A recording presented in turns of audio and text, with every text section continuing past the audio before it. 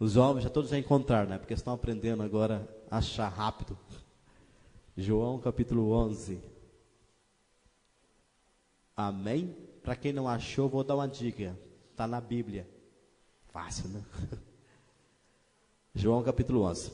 Diz assim a palavra de Deus. Estava então enfermo um certo Lázaro de Betânia, aldeia de Maria e da sua irmã Marta. E Maria era aquela que tinha ungido o Senhor com unguento e tinha enxugado seus pés com os seus cabelos, cujo irmão Lázaro estava enfermo. Mandaram-lhe, pois, suas irmãs dizer: Senhor, eis que está enfermo aquele que tu amas. Amém? Amém? Eis que está enfermo aquele que tu amas. Prestou atenção? Sentiu alguma coisa diferente? Aquele que tu amas. Faz a diferença na nossa vida ser amado por Deus? O que vocês acham? Faz a diferença ou não faz? Ele não diz assim: olha, está enfermo aquele que ama o Senhor, né? Muitas vezes nós falamos assim: nós amamos o Senhor, nós queremos o Senhor na nossa vida, mas diz a palavra de Deus aqui: está enfermo aquele que tu amas. Quer dizer, o próprio Deus, o próprio Jesus é que o amava, e o amava muito. E é sobre esse assunto que nós vamos falar aqui. O tema: quanto tempo você deve esperar? Já pensou nisso? Quanto tempo você ou eu devemos esperar? Tem um tempo limitado para receber uma bênção? Existe um tempo que eu devo desistir? Qual é a hora de parar? Qual o tempo? Diz a palavra de Deus que esse homem, chamado Lázaro, estava doente, estava enfermo. E essa doença dele, pelo jeito, era uma doença grave. Quando nós temos um problema na nossa vida, quem que nós queremos recorrer? Primeiro, vai falar que é Jesus? Não, primeiro vocês vão no médico. Primeiro vocês recorrem ao médico. Depois, quando o médico fala que não tem mais jeito, recorre a Jesus. Mas esse povo aqui, eles fizeram diferente. Primeira vez que eles perceberam que o seu irmão estava doente, eles foram atrás de Jesus. Queridos, nós precisamos entender uma coisa.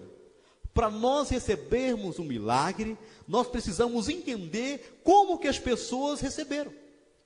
A Bíblia, ela é cheia de exemplo para nos dar. E se eu simplesmente ler a Bíblia como um livro qualquer, não me fala nada. Mas quando eu leio a Bíblia e percebo que dentro dessa Bíblia existe uma promessa, e essa promessa é para a tua vida, essa promessa é para a minha vida. E quando eu percebo que dentro dessa promessa eu me encaixo ali dentro, eu começo a entender que Deus, Ele permitiu que essa passagem fosse escrita para que um dia nós começamos a entender. Quando nós estamos precisando de um milagre, primeiro nós temos que recorrer a Ele. Se Jesus for a prioridade na nossa vida, nós temos vitória. Jesus não pode ser segundo plano na nossa vida em hipótese alguma. Nós somos cristãos. Eu falo que muitas das vezes pessoas ficam doentes dentro da igreja, no meio do culto. Já vi várias vezes acontecer cenas igual essa. E as pessoas: dá licença que eu estou levando no médico. Nem pede licença, sai para o fundo e vai levar no médico. Não estou dizendo que você está errado, estou dizendo assim: a Bíblia nos dá uma prioridade. Primeiro eu tenho que apresentar isso a Jesus. Depois que Jesus conheceu o meu problema, posso até ir no médico, mas eu creio que não há mais necessidade. Quando esse povo aqui, para vocês relembrar um pouquinho,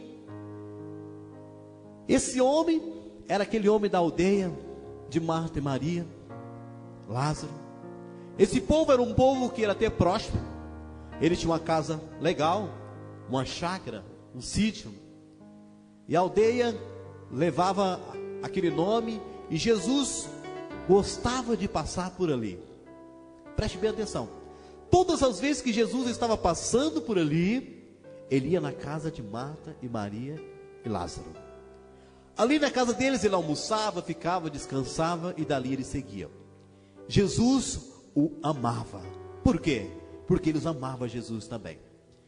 Nós encontramos algo assim: eles tinham uma intimidade tão grande com Jesus, Eles tinham assim, um jeito tão diferente de tratar Jesus, que quando Jesus passava por ali, ele tinha que parar lá.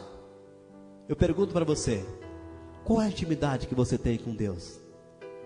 Quando Jesus está passando por aqui, ele vai parar perto de você para te ouvir? Ele tem prazer em ficar do teu lado? Ele tem prazer em conversar contigo? Ele tem prazer em falar contigo? Como tem estado a tua vida? Eu percebo aqui que essa família era uma família abençoada. Jesus sempre passava por ali, perto da casa deles. E o tempo foi passando e tudo estava normal, felizes, como muitas famílias. De repente uma tragédia começa a acontecer. Eles percebem que Lázaro está ficando doente. E por tristeza deles, Jesus não estava presente naquele momento. E diz assim, preste bem atenção para vocês verem.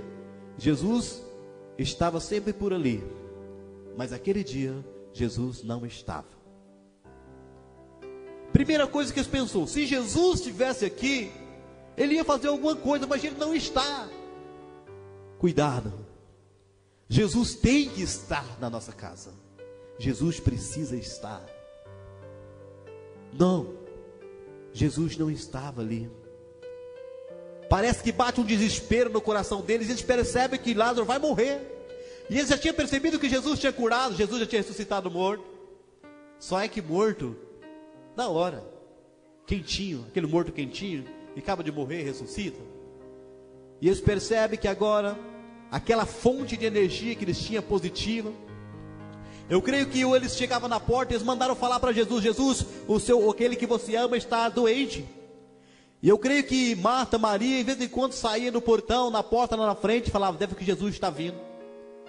E de repente, para a tristeza deles, aqueles mensageiros que eles mandaram buscar Jesus, começaram a voltar, e voltaram sem Jesus.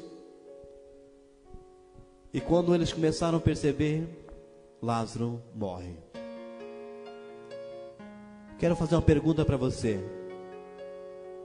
Qual a dificuldade da nossa vida de crer que Deus tem poder?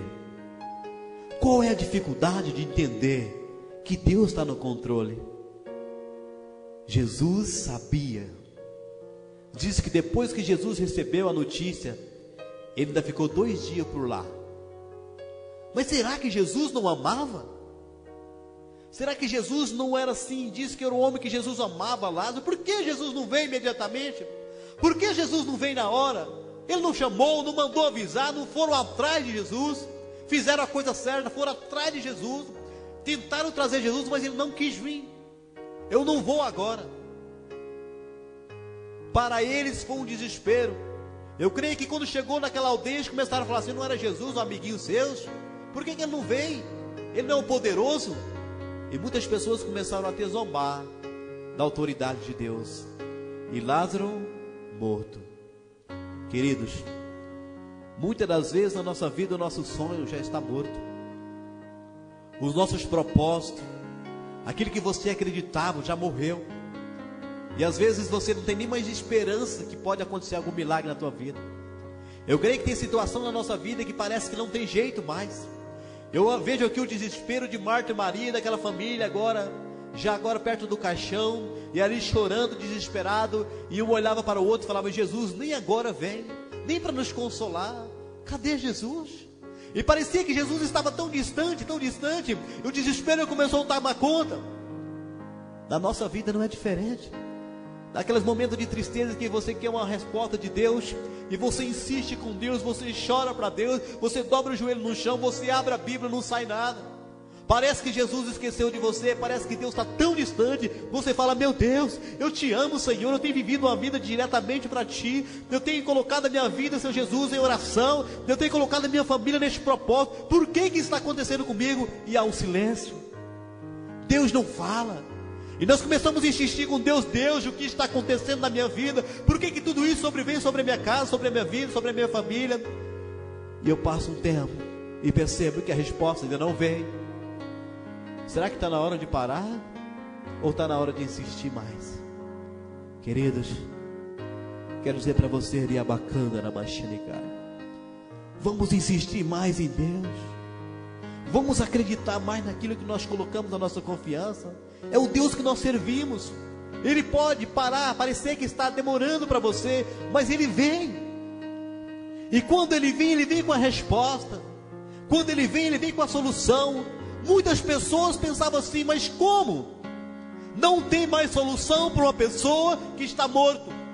E já se passava 2 dias. De repente, não veio Jesus, já se passava 3 dias. E o desespero começou a se acalmar. Sabe por quê? Todos vocês sabem, quando morre alguém, parente, uma pessoa chegada, no primeiro dia, as pessoas tomam calmante, tudo. No segundo dia, começa a sentir uma tristeza, se conversa com ele começa a ficar sensível, começa a chorar. No terceiro dia, ele já começa a abrir algum sorrisinho fechado. No quarto dia, já está conformando com a situação, não é verdade? Quantas vezes na nossa vida, que nós já estamos sofrendo tanto, o problema já foi tão grave na nossa vida, que nós já estamos se conformando com o problema. Ei, não se conforme não.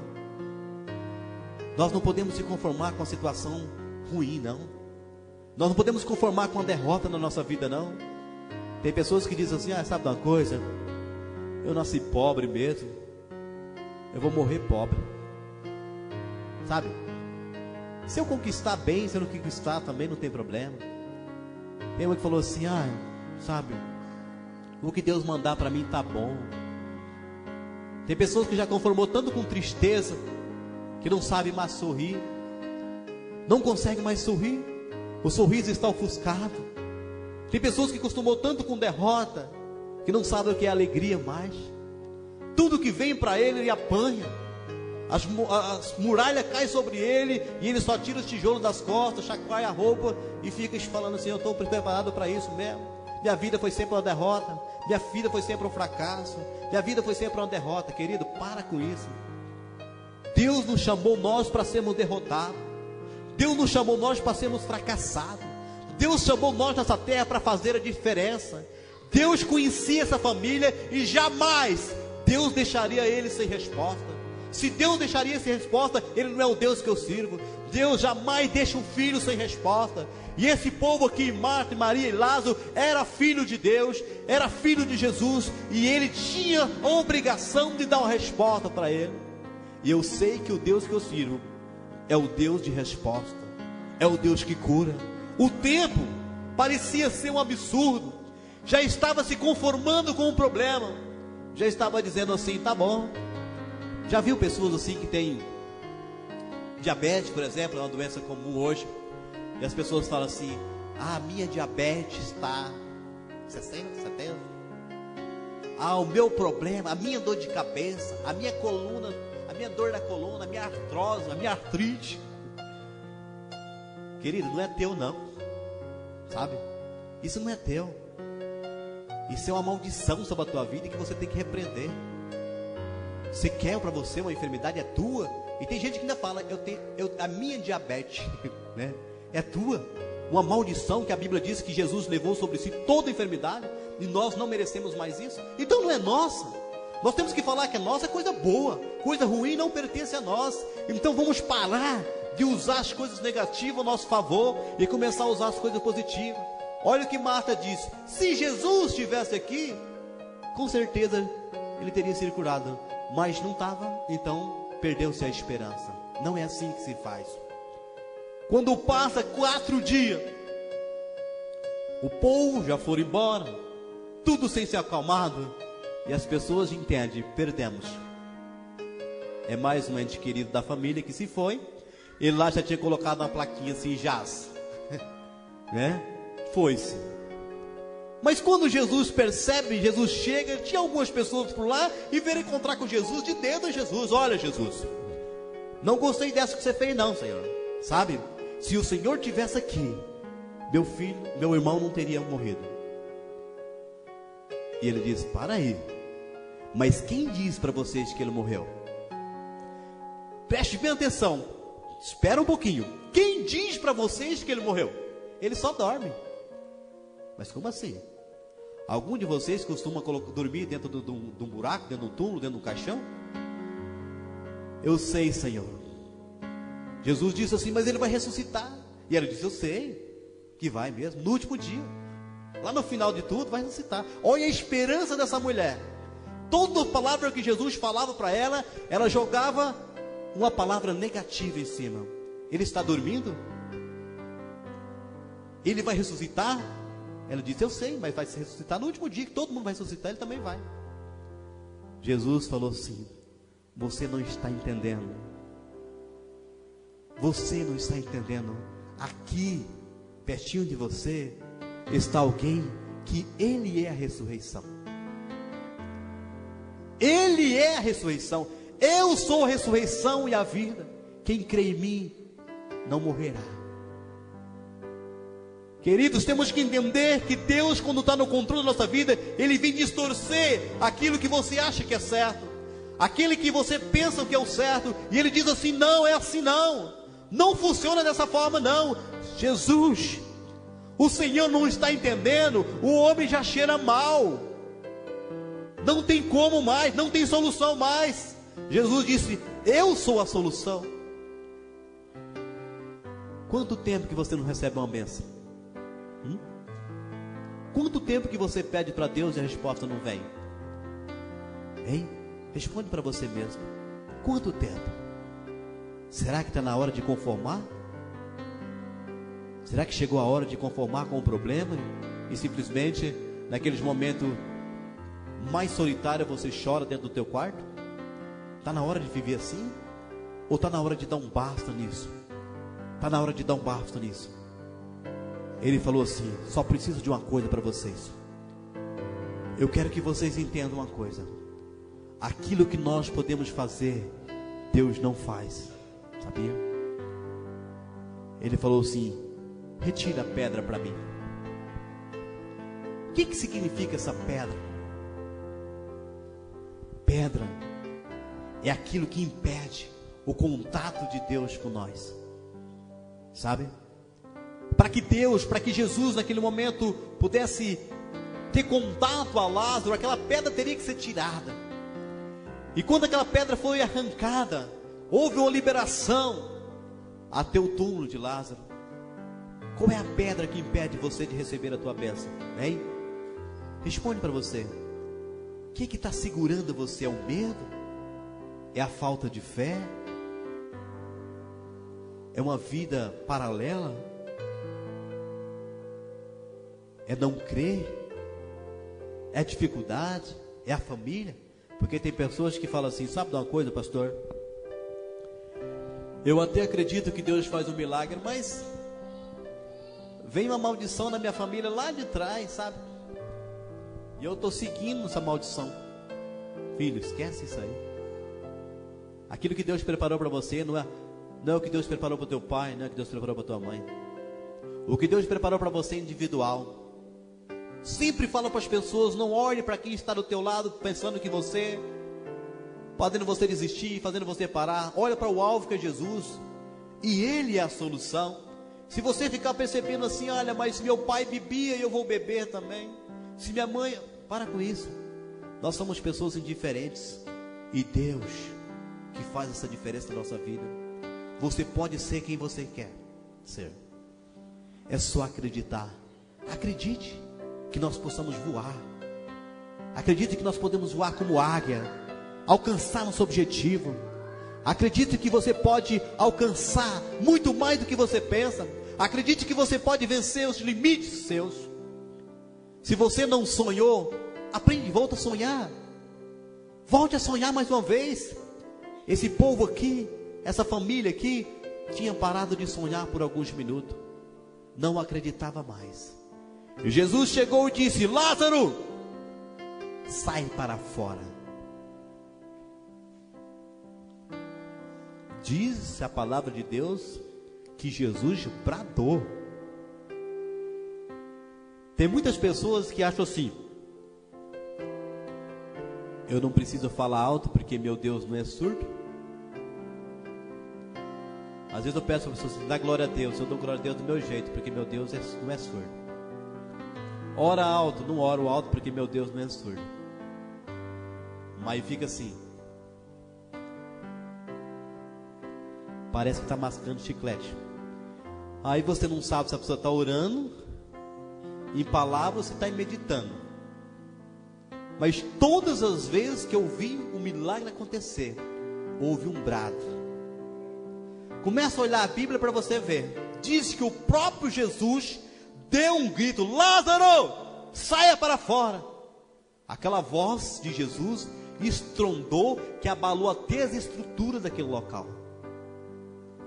Precisava gritar? Ele não é surdo? Ou será que ele queria acordar Lázaro? Queridos, quando nós falamos de adorar o Senhor Jesus com júbilo, com alegria, é prazer. Lembram? Jesus, filho de Davi, tem misericórdia de mim. E Jesus passando por aquele cego: Jesus, filho de Davi, tem misericórdia de mim. E Jesus passou. De repente ele falou: se eu começar a gritar baixinho, ele não vai me escutar. Ele gritou: Jesus, filho de Davi, tem misericórdia de mim. Aí Jesus para e volta e o atende. Tem hora que precisamos gritar mesmo, sabia? Fazer a diferença. Queridos, nós servimos um Deus poderoso, Deus que pode. Nós gritamos para tantas coisas. Gritamos para tantas coisas. Quantas vezes que nós vemos um colega de longe, então grita: ei, faz favor aqui. Mas quando vai falar com Deus, nós se prendemos e recuamos. Temos medo de abrir a nossa boca. Temos medo de gritar. Esse povo estava chorando. E quando eles percebem que Jesus deu aquele grito, de repente vem saindo aquele homem todo enrolado, enfaixado de dentro do túmulo. A morte não pode vencer ele. A voz de Jesus é estrondosa, ela contagia, ela faz a diferença. E se você quer receber a tua bênção, você tem que aprender a pedir, aprender a clamar, a gritar mesmo, sabe? Gritar. Uma criança, quando está com fome, ela grita, chora alto, até é chato de ouvir. E a mãe desesperada: não vou aguentar mais, tá? Nossa, vai lá e atende a criança e dá uma mamar. Nós, quando queremos uma bênção de Deus, nós temos que gritar mesmo, chorar mesmo, espernear mesmo para Deus, sabe? Gritar: Deus, eu não concordo com isso, Senhor, não é justo. Eu preciso da minha vitória, eu preciso da minha bênção, eu não vou conformar com isso não. Não devemos conformar com migalhas, filhos. Nós somos filhos do rei. Temos que acreditar que nós podemos muito. E ele diz assim: você pode. E o próprio Jesus falou: vocês podem. Se vocês crerem, vocês poderão fazer coisas maiores do que eu fiz. Preste atenção. Quem falou isso foi o próprio Jesus. Será que está na hora de nós abaixar nossa cabeça e viver o desespero? Ou ficar vendo só a vitória dos outros? Tem pessoas que só contam testemunho dos outros. Ah, eu tinha uma amiga, sabe, que começou a trabalhar, de repente comprou uma casa, comprou um carro, casou. Nossa, tá uma benção. E você? Está encalhada, não casa, não tem carro, não tem casa, não tem nada e está conformado, né? Não vamos contar vitória dos outros não, vamos contar a nossa. Eu vou conquistar, eu vou adquirir aquilo que eu sonho, eu vou acreditar naquilo que eu estou sonhando. Para quem não me conhece, eu vou contar para vocês que eu sou meio ousado. Quando eu tinha uns 16 anos de idade, mais ou menos, alguns anos atrás, eu vi passando na rua assim um carro de som, falando que tinha curso de computação, lá falava um monte de coisa assim. Eu nem sabia o que era isso. 16 anos de idade, nem sabia o que era isso. Computação. Eu perguntei para meu pai: pai, o que é isso? Eu sempre gostei de estudar, falei: eu vou fazer mais um curso. Que curso é esse? Meu pai também não sabia me responder. Aí perguntou para outra pessoa lá, computação, umas máquinas assim. Naquela época só tinha em banco, sabe? Não tinha assim de casa em casa. E eu falei: nossa, eu gostei desse negócio, achei interessante, sabe? Eu falei: um dia eu vou aprender isso. Mas com 16 anos eu nem conhecia ainda. Imagina a facilidade que tinha. E teve um dia, eu cheguei e falei assim: mas aquilo não é tão difícil como o povo diz. Aí eu perguntava para alguns: nossa, é muito difícil trabalhar com informática. Eu falei: é difícil mesmo, mas não é impossível. Eu, depois de casado, que eu comecei a estudar, em informática. E gostei do negócio. E era difícil mesmo. Mas quanto mais difícil, mais eu gostei. Porque eu gosto de desafiar. De repente eu comecei a estudar. De repente eu fui gostando mais. Aí de repente eu passei a ser técnico de informática. Depois eu passei a ser professor de informática. De repente eu montei uma loja de informática. Tudo que eu quis, eu cheguei. Mas por quê? Com 16 anos eu nem conhecia o que era um computador ainda. O que eu quero dizer para vocês? Você pode. Se você acreditar, se você entender que você é capaz, você pode. Não tem idade para aprender, não tem idade para conquistar. Quando Jesus chega na nossa vida, a nossa vida tem que mudar. Tem que mudar. Você crê nisso? Diga amém. Amém? Você crê? Eu quero que nessa noite, convidar que você aqui à frente, e eu quero ressuscitar os teus sonhos. Assim como Deus ressuscitou a vida de Lázaro, eu quero que Deus ressuscite os teus sonhos aqui.